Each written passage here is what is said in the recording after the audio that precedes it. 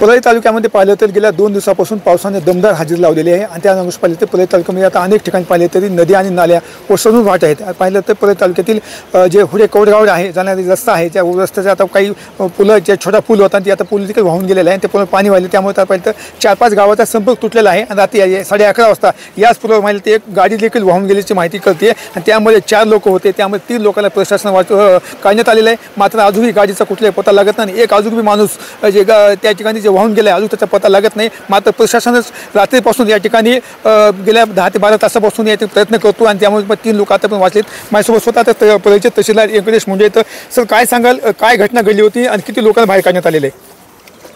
काल परळी तालुक्यात सर्वसाधारणपणे मोठा पाऊस झालेला आहे। या पावसाचं पाणी कोडगाव हुडा शिवारात देखील मोठ्या प्रमाणात पाऊस झाला आणि मोठ्या ओढ्यांना मोठ्या प्रमाणात पूर आलेला आहे।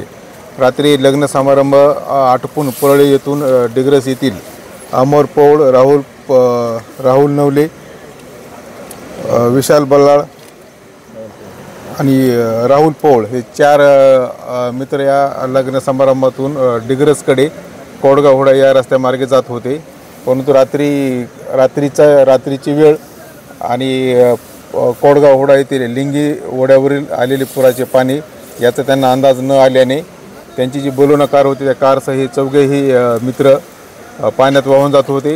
या घटनेबाबतची माहिती तात्काळ कळाल्याच्या नंतर या कोडगाव हुडा डिग्रस येथील ग्रामस्थ त्याचबरोबर पोलीस व महसूल प्रशासन यांनी या ठिकाणी धाव घेतली आणि या कारमधून अडकलेले 3 व्यक्ती दिसून येत होत्या व ते मदतीसाठी धावा करत होते।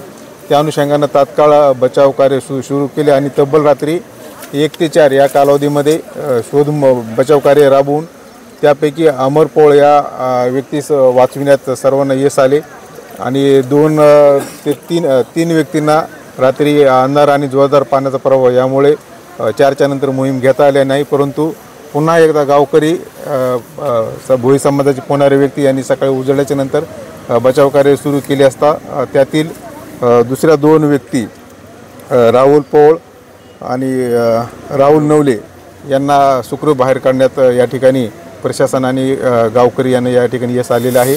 परंतु दुर्दैवाने अजूनही विशाल बल्लाळ ही व्यक्ती बेपत्ता आहे आणि त्याचा देखील शोध या ठिकाणी भोई समाजाच्या गेल्या 10 ते 12 तासापासून या ठिकाणी नजर ठेवून आहेत। एनडीआरएफची काही टीम वगैरे काय मागून झाली का? रात्री ही घटना कळाल्याच्या नंतर रात्री 12 वाजताची घटना आहे सुमारास। तर या ठिकाणी 12:30 ते 1च्या दरम्यान पोलीस विभागाचे SDPO साहेब जे प्रोफेशनल IPS आहेत ऋषिकेश शिंदे साहेब, त्याचबरोबर आमचे SDO अरविंद लाटकर साहेब, पोलीस निरीक्षक श्री धैपळे, मी स्वतः आणि या ठिकाणी महसूल प्रशासनाची 30 तसेच या ठिकाणचे माजी जिल्हा परिषद सदस्य राजाभाऊ पौळ उर्फ चाचा आणि या ठिकाणचे डिग्रस आणि कोडगाव हुडाचे अनेक नागरिक या ठिकाणी एकत्र आले आणि सगळ्यांनी एकत्रितपणे ही मोहीम रात्री 12 पासून सुरू केलेली आहे बचाव कार्यासाठीची। आता काय परिस्थिती आहे सध्या पाहिलं तर? अजूनही पाण्याचा प्रवाह या ठिकाणी मोठा आहे। पाणी थोडंसं कमी झालेलं आहे परंतु शोध मोहीम घेण्यासाठी या ठिकाणी आम्हाला NDRFची किंवा SDRF पथकाची आवश्यकता आहे आणि या ठिकाणी आजची थोड्या वेळातच नगरपालिकेची बचाव टीम या ठिकाणी शोध मोहिमेसाठी उपस्थित होत आहे थोड्याच वेळात। यानंतर भोई समाज आणि नगरपालिकेच्या शोध पथकामार्फत 4थ्या व्यक्तीचा देखील शोध घेण्यासाठी प्रशासन या ठिकाणी प्रयत्न करत आहे। ज्या गाडीमध्ये 3 जण जे वाहून गेले होते त्यामध्ये 1 जण आहे आपल्यासोबत आहे। दादा काय घटना घडली होती नेमकी? लग्नावर नेत होतो आम्ही, गावाकडे जात होतो। त्या रस्त्याचा अंदाज नाही लागला, गाडी पाण्यात गेली त्यामुळे गाडी वाहून गेली। नंतर गाडीमध्ये किती जण होते? 4 जण होते। बरं, त्या आम्ही गेलो असतो का आम्ही दोघं बाहेर निघालो होतो पण ते राहिलेले 3 गेले। मी अडकलो इथंच एका शेवटच्या झाडाला पकडलं। नंतर मला पोलीस प्रशासन का रात्रीपासून इथं काम करतोय?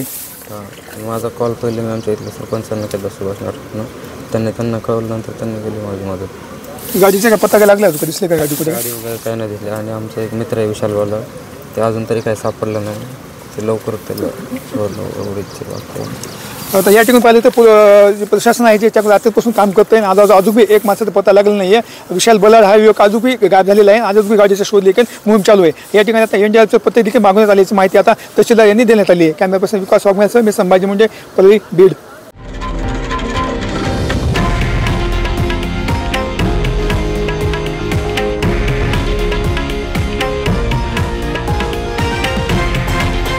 हे आहे देशातील नंबर 1 न्यूज नेटवर्क आणि आपण पाहत आहात TV9 मराठी, एकमेव.